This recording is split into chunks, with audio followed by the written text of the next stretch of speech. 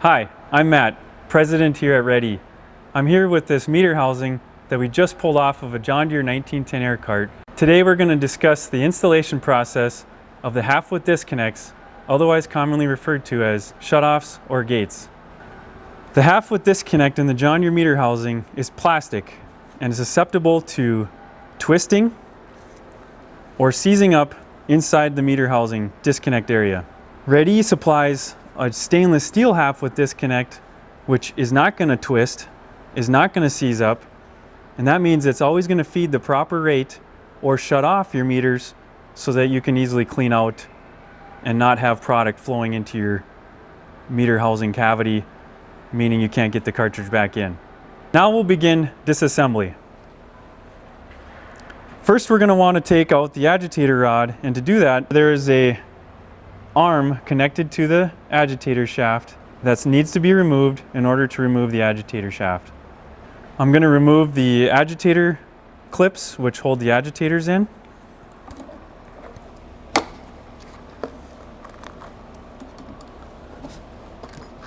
You may want to set these aside, inspect them and reuse them. If they're still in good shape, check the condition of the agitators, make sure none of them are broken. I've already pulled out all the clips on these agitators, and since the arm is removed on this side, we're ready to remove the shaft. The agitator shaft may be seized or sticky inside, and so it may need to be tapped out.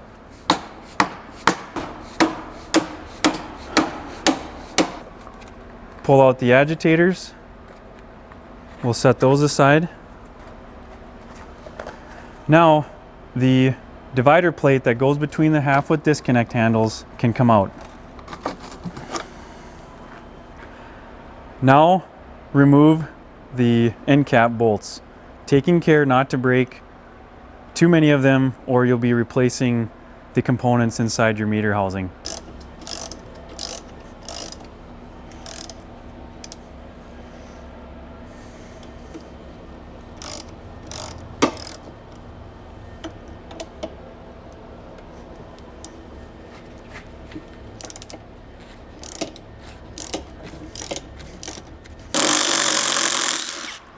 Make a note of where the long bolts go and the short bolts go. The long bolts go into the top extended flanges of the end cap, top and bottom, and the short bolts go in the thinner recessed part of the end cap. This bolt here, that is the stop for the meter cartridge handle, does not need to come out. That will stay in there. Now with all the bolts removed, we'll pry off the end cap.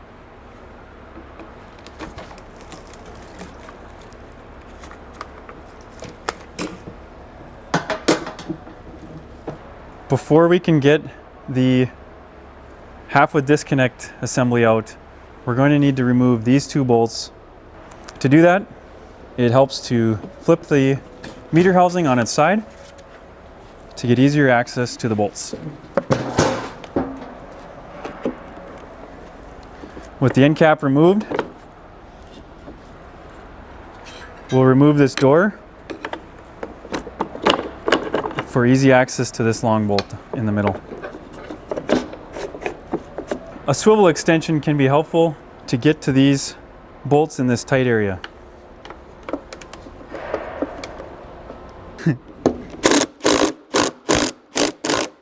When tired of using the hand ratchet, pull out the impact. The heads on the bolts, on the bolt side, is touching one of the parts of the housing, so it's very difficult to get any kind of a socket on it or a box end wrench. So you got to really use the open end wrench on this side. To pry these out,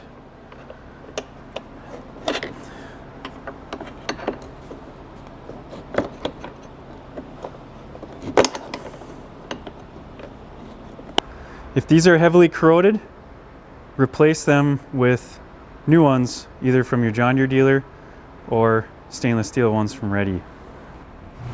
The entire half with disconnect assembly is ready to remove from the housing. And for that, we're going to flip it back up into its upright position. Just grab on somewhere in the middle here and start to pull towards the outside of the meter housing. Your handles will have to be down so that they go in this channel that the clean out door was in. And just give it a pull. Now we're going to remove the little screws that hold these two half widths together. If you can get these bolts out or these nuts off without doing it, I recommend trying that first, as these are very difficult to get to.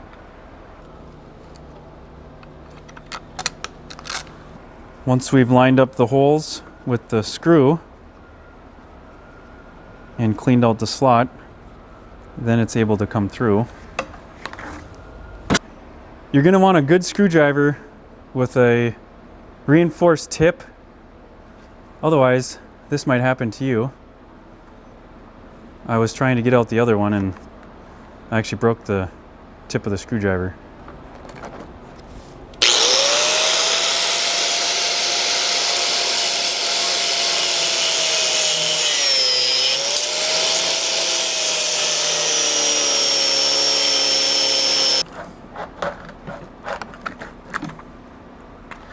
This part here, it doesn't matter if you damage or destroy it. We're going to throw these away. What you want to save is this center plastic piece here.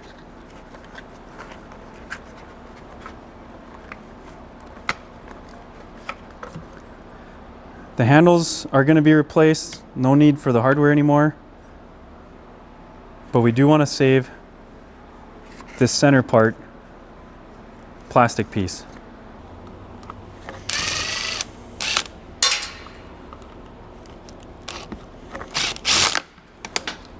Now you're going to want to inspect inside here and make sure this wiper seal is in good condition. This one looks okay. I don't see any tears. It's just a little distorted and there's some corrosion happening here. But this thing should still be okay. Try to clean it up the best you can. If it's got any tears or rips, you'll want to clean that or get that out and replace it with a new one. That's something you're going to want to have handy if time is of the essence. If you haven't already, now would be a good time to remove your top foam seal.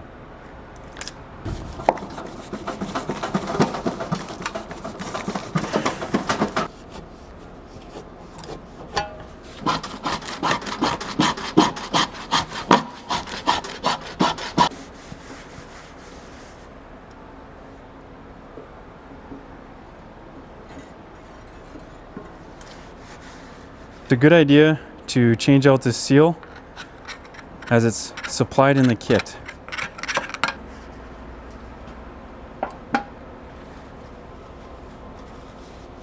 The seal has an adhesive backing. Remove that and slip it in here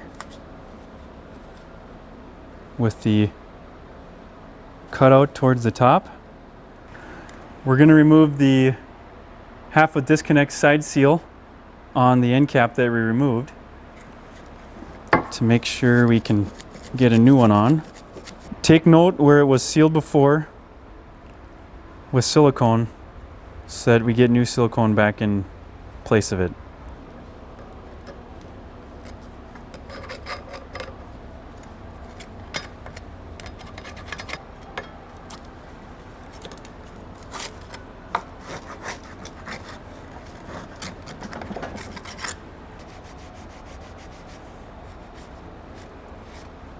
Now that we have our surfaces prepped and cleaned, we'll apply silicone to prevent air leaks.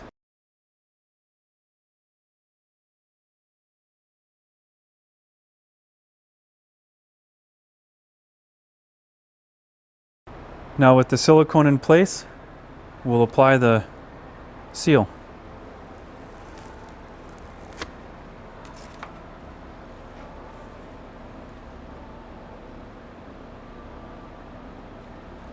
Now with all of our surfaces prepped, these are the components we'll need for installation. 2 half-width disconnect cylinders, 2 handles, the existing disconnect divider bearing and divider plate, and the end cap, which has already got silicone applied. The first step for assembly is to insert the half-width disconnect cylinder. In this case, side B will go in first, or it might be a right-hand labeled side.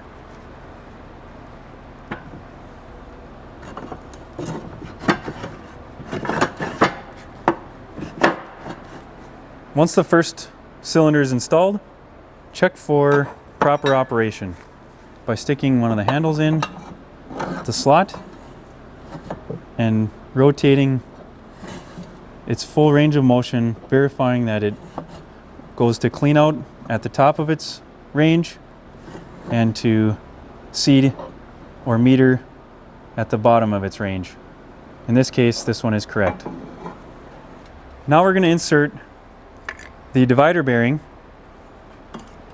that we took out earlier into the meter housing.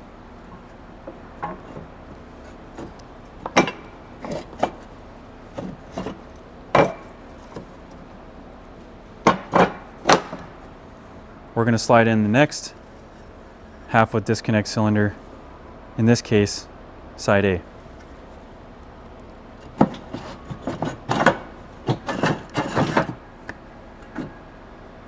Again, check for proper operation and range of motion. Now with the cylinders in place, we'll reinstall the divider bolts.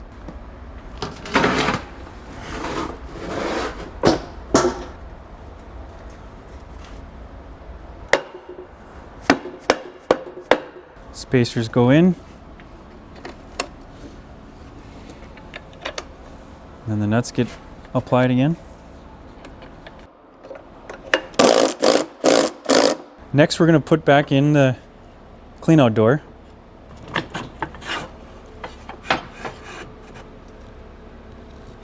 Next, we're going to put on the end cap with the silicone already applied and the new seal applied.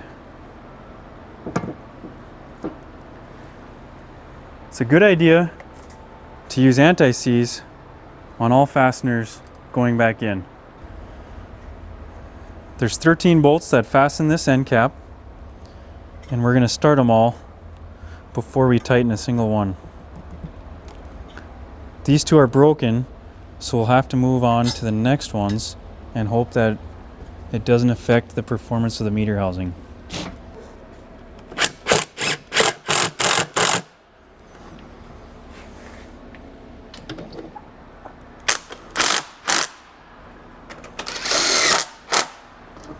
If there's any concern of breaking the bolts during reassembly, use hand wrenches and tighten them evenly until firm. Don't over torque them.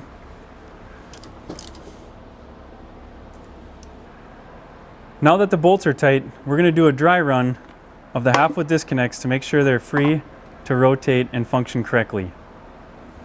Start by inserting the agitator rod.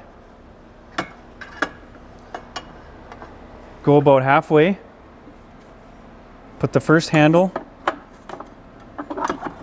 into the slot of the closest cylinder.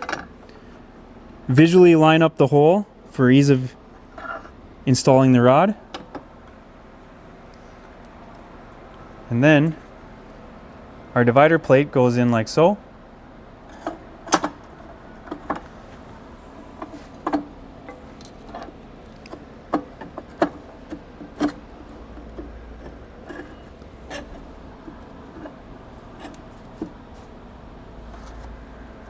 And the other handle goes right beside it.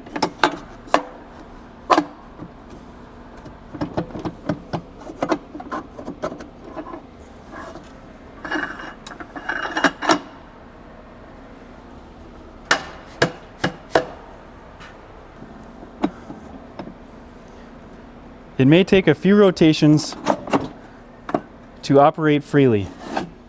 If for some reason it is not operating freely and is becoming sticky or is sticky, it's best to take apart the end cap and figure out where it's binding, and it may take even sanding some of the cylinder.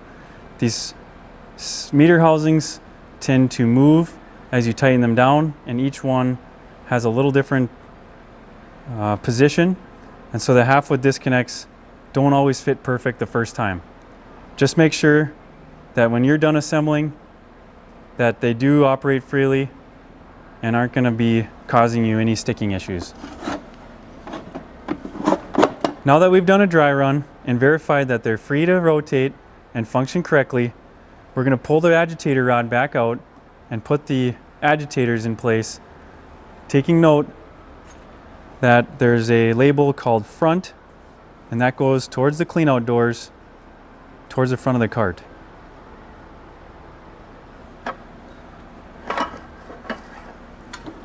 We'll rotate these up so they might actually stay in.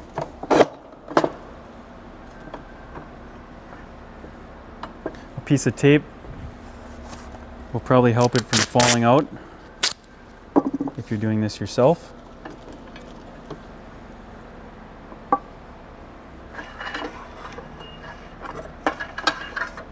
Since this is a 6 run, we're going to put in 6 agitators with the front towards the clean out doors again.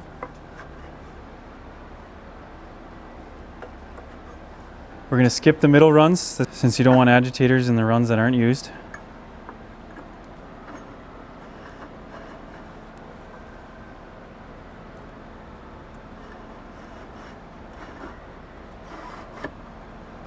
Reinstall the clips.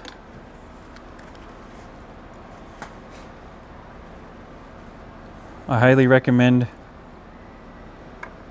new ones if they've got any acres or wear on them at all, just to make sure you're not having to get back in the bottom of the tank and replace these standing on your head.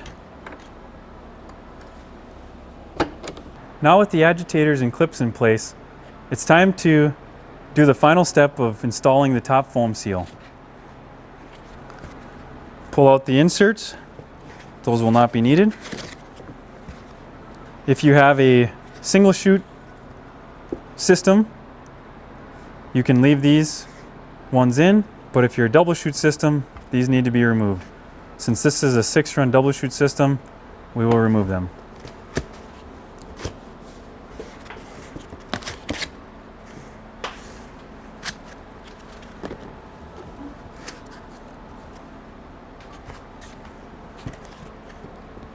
A good way to start the foam seal is to tear a small slit of backing off down the middle.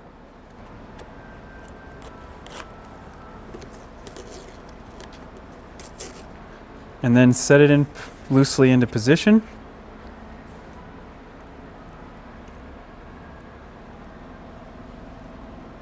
Aligning it centered horizontally and vertically, looking down, making sure all the holes are in the right position.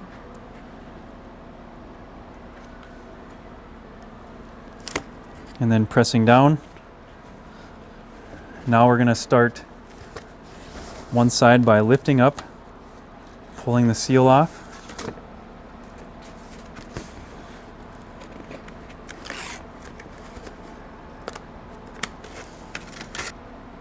And pressing firmly into position.